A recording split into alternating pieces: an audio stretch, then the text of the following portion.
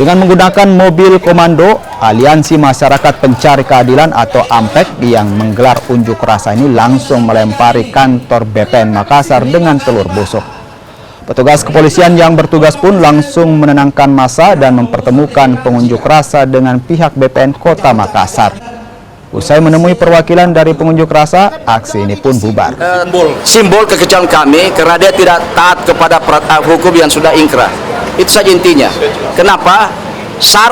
Diduga sarang mafia tanah dan sarang administrasi yang terburuk di Republik ini ada di BPN. Contohnya, kadang satu lokasi 3 sertifikat muncul di atasnya. Ini kan tidak boleh. Ada warkamu. Bagaimana cara administrasi yang baik kalau terjadi tumpang tindih sertifikat? Apalagi kita berkelahi di persidangan. Kita sudah menangkan, ada hasil, dia tidak tunduk lagi kepada putusan ini. Ini bagaimana Republik ini? Mau dikemanakan ini bangsa ini?